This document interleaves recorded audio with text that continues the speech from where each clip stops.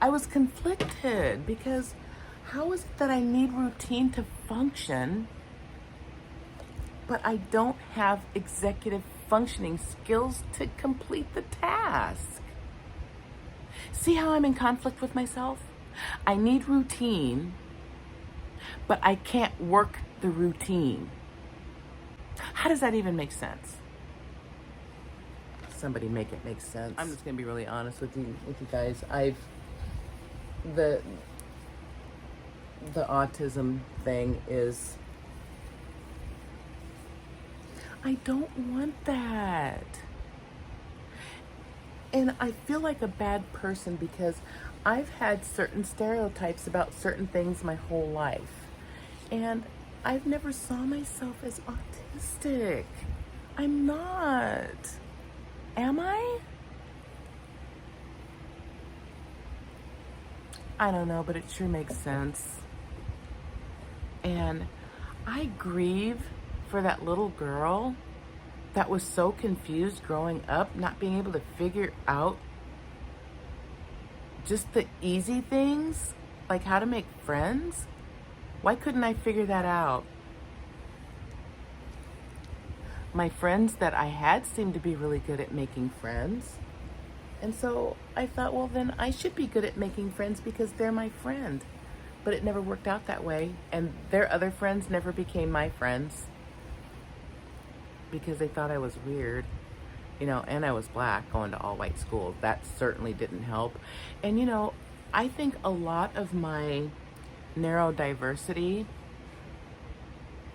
was hidden behind the fact that, I grew up in a really abusive household, and I was a little black girl in the 60s when racism was just rampant. I mean, I was scared all the time and traumatized all the time. And I couldn't be out in public because I was scared out in public because I didn't know what people were going to do or how they were going to respond. And then I was scared at home because it was always such a volatile, situation there. And I never knew, what kind of mood my dad was going to be in. And, is he going to, what's the abuse level going to be today? And what is it going to be today? And, trying to navigate all of that, as a kid. And trying to help my mom, who had, mental problems of her own, which now I understand that, my mother was probably ADHD and autistic as well. And, she just was treated like garbage her whole life and had no self-esteem and couldn't hold down a job and she had this horrible, husband. I mean, in the summertime, we couldn't even run the air conditioner, and in the wintertime, we were not allowed to run the heater. We lived in this big fancy house, because he was in the military, and we weren't allowed to use any of this stuff because he didn't want us to. Don't operate these things while I'm not here. And so I had all of that going on. Plus, on top of that, I had ADHD and now possibly autism. Imagine the stress of that. I was super, super shy. I didn't dare speak because, people just always thought I was weird. And, they always wondered, well, what are you talking about? What do you mean? And I was just always self-conscious about everything. And so I just didn't, you guys, I just love all the clips I put in my hair. I just be rambling, just throwing clips in my hair, like whatever. But anyway, and so that's kind of the conflict that I was having.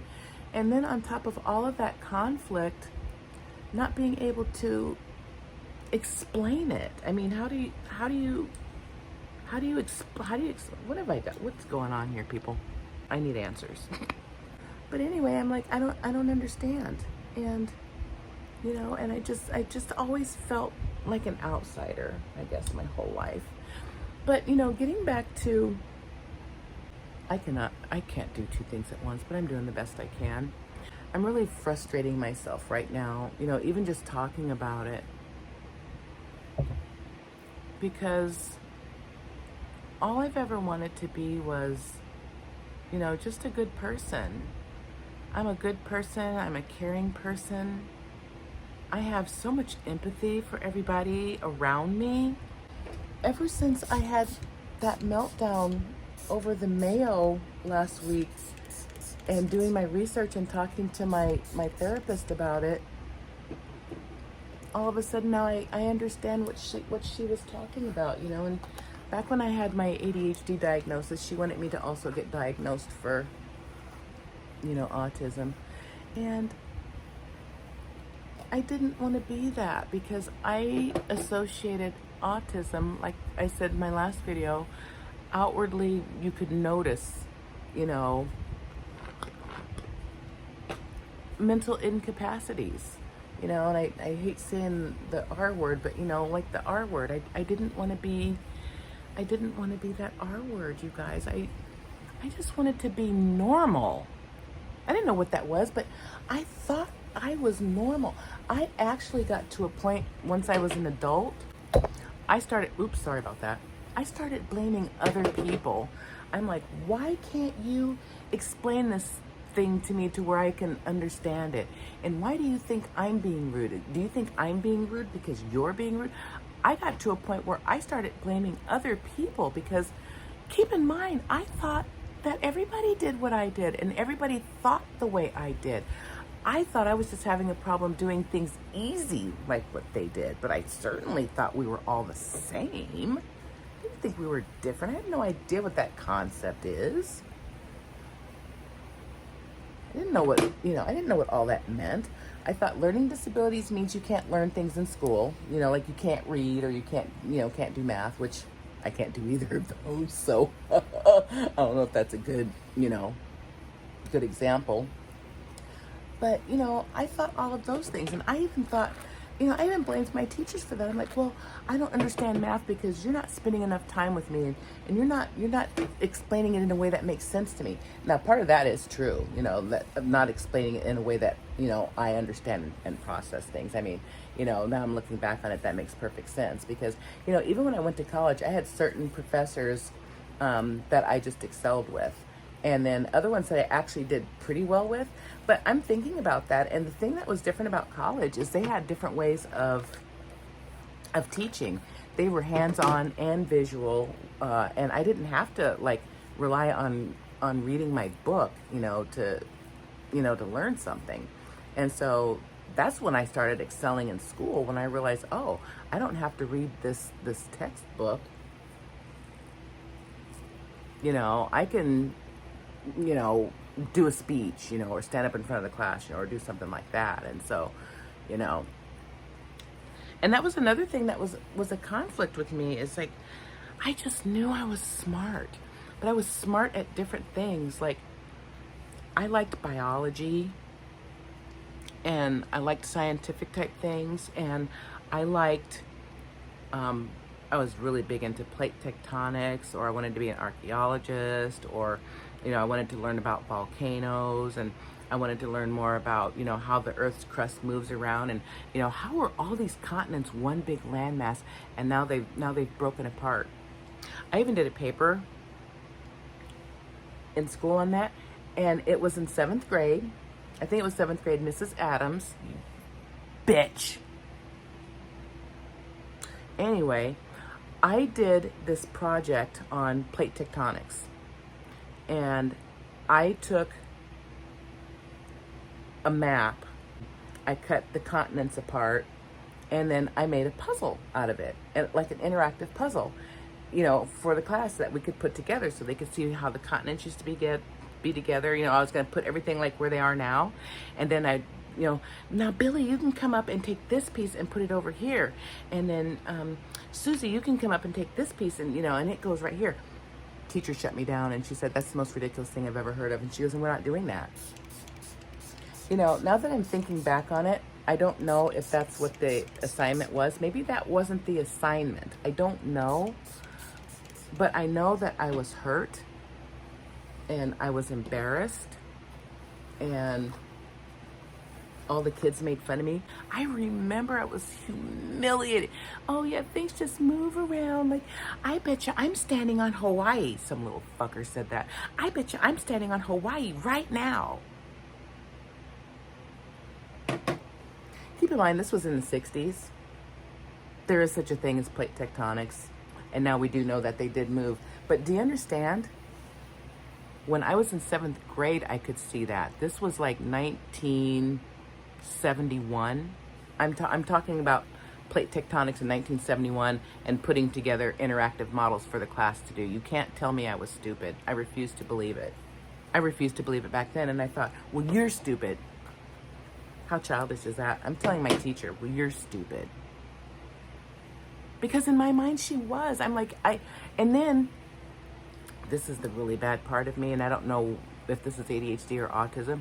Once you've proved to me that you're stupid in my logic, I have nothing for you. I have nothing to offer you. You have absolutely nothing to offer me because I'm not listening to you. And this is one of the reasons why I got such bad grades in school. Because they were so shitty that I just, and stupid, because I'm like, well, you're dumb. That I just didn't want to listen anymore. I didn't listen. I stopped listening to the teacher. And so that type of not listening, that was my logic saying, you are not a viable human being. You are not logical.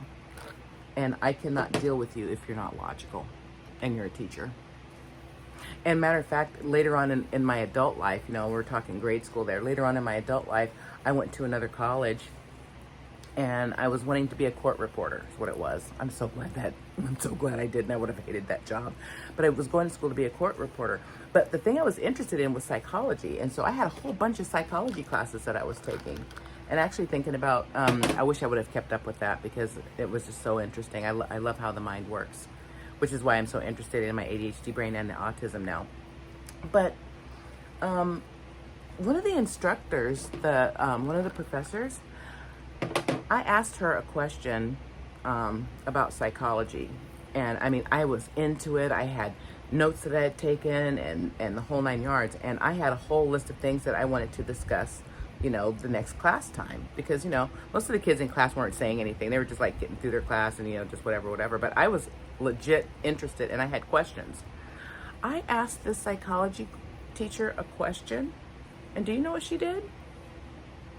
She opened up the textbook, flipped to the back, found what I was asking her, and then flipped to that page and then started reading it. And I said, no. I've already read that. I have additional questions about what I've read. And she's like, well, if you read the book, then you know the answer. I said, no. I said, you're not listening. I read the book. I read that part. I have additional questions that I would like to ask for clarification or for, you know, for discussion. And she's like, well, if you read the book, she goes, then you shouldn't have any questions. She goes, all your questions should be answered since you're, you know, telling us that you read the book. I lost my shit. And I said, you're a psychology professor. I've asked you a question and you're looking it up in the book, the textbook? You are no good to me. You mean nothing to me. Absolutely nothing. Picked up all my books, all my papers, and stomped out of there and didn't go back. I literally couldn't do it. I had no respect for that person. And that's why I think a lot of people probably, and you know what? And this is the thing. I don't feel like I was being rude. I mean, now I can see, now that I know what I'm dealing with as far as how my brain works, now I can see how, you know, she might have thought I was being rude, but all I was doing was asking for clarification, you know, and I needed to ask for clarification. And this is my thing. So don't be a teacher and accuse me of being distracted or not listening. And then when I ask you a question, you don't have the answer because I'm immediately thinking, well, then what's wrong with you? I am paying you to supply me with information and knowledge. If you are looking in the same book for that knowledge that you gave me to read, then you are worthless to me and you are not an instructor. You are a glorified student. And I'm not going to give my money to glorified students. I want a professor, okay? Glad I cleared that up. Why am I so rigid? And part of me is like, but I'm not rigid. I have expectations. And my expectations make sense to me. Now, I understand that I am a logical person. I'm beginning to learn and accept that my logic is not somebody else's logic. And that's hard for me to accept on some level, because part of me is like, whatever my logic is or whatever the subject is I'm talking about, I've thought about it from so many different angles and so many different levels that I'm pretty confident with whatever my answer is or whatever that thing is. I'm pretty confident because I've had the ability to think about it 50,000 ways to Sunday from every conceivable, imaginable, location and pattern. I've thought about it. And so when I finally do speak and I finally do have an answer, I've thought it through. Now, the impulsive ADHD side of me is very impulsive, and I'll be like, oh, well, yeah, well, this, whatever it might be, and well, let's do this. And I can be very impulsive and not think through things. And I haven't decided, I haven't figured out the differences yet. And I'm going to figure it out. I'm going to figure out what's the difference between me thinking I need to be impulsive over something or overthinking my other conflict. Am I overthinking things, or am I not giving enough thought process? And to me, it makes sense when I do make a decision. It makes sense as to why I made that particular decision at the time. You see what I'm saying? But I can also see how that's confusing to other people. Oh, did I just redo that? Sorry, here, hang on. And so I've just got so much conflict that's going on that's starting to make sense now. And and it's so weird because with my ADHD evaluation, diagnosis, I was like, man, so much made sense, but I'm like, but how can two things be true at once? The not listening thing. I think that I can listen and think at the same time. And I still do, and I know I can't, but I still think I can. And so, yes, I'm listening, but while I'm trying to listen, I'm trying to remember what it is I want to say. So then I'm really only listening. I'm hearing maybe every 3-4 words. And I always miss the key points. And I'm told that I always misunderstand what I heard. And now I kind of understand. Now I understand it, because outwardly to them, I might be looking at them because I learned how to look right here, because I can't look people in the eye. I find it hard to look my own self in the eye. That's why I'm looking all over the place and stuff like that, because I can't even look at myself in the eye, and people get really, like they think you're lying or something, or you're hiding something if you're not looking them in the eye. And it's like, no, it's uncomfortable, because for me, it's like I can see everything in your eyes. And if I'm looking into your eyes, I really can't pay attention. I mean, that really throws me, because your eyes are like a window, and I can like see feelings in there, and I can see your pattern in there. I can see your depth in there. And there's a lot of room and a lot of space in there, in those eyes. And I get lost in there. I can't hear you. I look right here. Now that I understand the concept of masking, to me, I guess I don't feel like I was masking. I was just acting. I was acting out a role, and when you're at work, this is the role. When you're at home, this is the role. When you're out in public, this is the role. And when you're in social situations, there's yet another role. And it would be so funny because people would be like, you know, you're different here than you are at work. And I'd be like, yeah, now I understand. I was confused because I'm like, okay, I act like this at work. I act like this in social situations. Now all of a sudden, I have to be in a social situation with people that I work with. And so I understand how they thought I was being so different. And I was. I didn't know what to do or how to act or how to respond to things because it was like a crossover, you know? And the crossover was confusing for me because now all of a sudden, oh, you know, I'm used to talking to, you know, Brenda like this at work because I know she doesn't like me, and you know she's always trying to set me up, and you know just saying rude things to me. You know, I know how to talk to her in the office. I don't know how to talk to her out here, you know, next to the barbecue grill, and she's talking to me, and I know she hates me.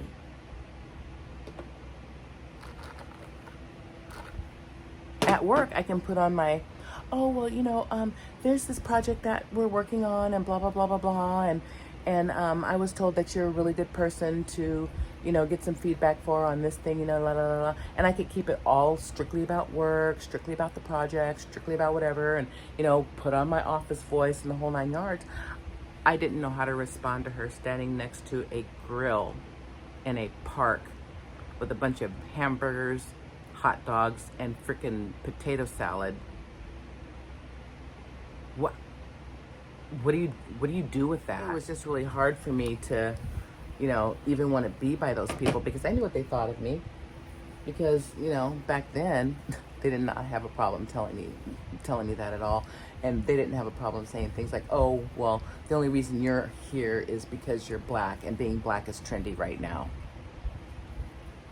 And they just always made me just feel worthless and, you know, worthless and stupid and not worth anything. Why do I want to hang out with people like that on my own personal time? I don't. Why would I do that? I barely wanted to hang out with them when I was getting paid to hang out with them. You know what I mean? Certainly not going to hang out with you on my free time. You must have lost your fucking mind. That's what you've done. The interrupting and everything like that, that's a big one. And I really try not to interrupt. I really, really, really do. When I don't interrupt and then it's my turn to talk, I have no idea what to say because I've lost it. I've lost my train of thought. And you see, I lose my train of thought about things that I'm talking about for me, that I care about, and I still forget. I think that's kind of funny though, so I don't know. My little squirrel guy, you know, he thinks it's funny too. The big one for me though too is taking a long time to process. You tell me something, it goes in, and it's like, and at the same time, I'm thinking of 50 different options, 50 different directions, 50 different ups and downs, 50 different left and rights, along with everything else that I'm thinking about based on whatever it is you said. All that's going on all at the same time. It's really crowded up there. There's a lot going on up there. It's busy. Might not look busy on the outside, but it's busy. And the hyper focusing and everything like that. And, you know, especially at work, you know, my bosses would be like, you worked on this, this, this, and this, but you didn't get this done. This is due today. What have you been working on? Because I would hyper focus on the wrong thing and then pour all of my efforts into that, and that's not what's wanted. And so that's been a big problem for me as far as being in conflict with myself. And then my other really big conflict is needing routine. And that's the biggie, the big one for me, because with my ADHD, I have executive dysfunction. My executive functioning does not work. Taking that project or that thing and being able to go from point A to point B to point C, all of that is non-existent. It's really hard to do a job that way when you need to have that routine, but then you have the interruptions that interrupt the routine, and then all of a sudden the executive functioning just falls out the window. And executive functioning is hard to begin with, right? I've never known, you know, which projects are more important or how to organize my work or, you know, how to know which one to do first. You know, and I actually had one boss ask me, he's like, if I gave you 4 projects, he goes, would you even know which ones to do first? Would you even know which ones are most important? And I said, well, yeah. Was I lying or was I masking? I was masking, hoping the mask wouldn't crack. And he goes, okay, he goes, here are 4 projects that I gave you this week. He goes, rank them in order of what's most important. You guys, I couldn't do it. And he's like, how can you not tell which one is the most important? How can you not tell? That didn't work out. How do I describe my mental breakdown? I felt like everything I knew, everything I was, every breath I've ever taken, everything I've ever seen, and every instance I've ever gone through, all hit at the same time. It's like my whole life I've been hiding behind 3 layers of protection. It's like the brick wall finally just crumbled and the mortar just crumbled and cracked. And then as the wall fell, every single thing that's ever been in my brain about me, who I am, who I'm not, you're stupid, you're dumb, you're smart, no you're not, this, it all just came running out like crazy people and knocked over the fence. And then everything in my mind was just running, just free, just everywhere, going la la la la, and you know, and making, we're free, and we're running around and we're naked and we love it, we like it. And that's what it felt like. I was trying so hard to just scoop them back in, just get back here, and they wouldn't. And that's where I've been living ever since, watching pieces and parts of my life and my persona and my brain and everything about me just running around, just free, doing whatever the fuck it wants. And I don't know what to do with that. And then to find out that all those pieces and parts, I truly believe this, and I know it sounds crazy, all of those pieces and parts couldn't wait to get free so they could be like, Random Granny, we love you, but we just want to be us. All the little pieces and parts of me were running around and, you know, finally free, and they refused to be locked back up. And, you know, here we are.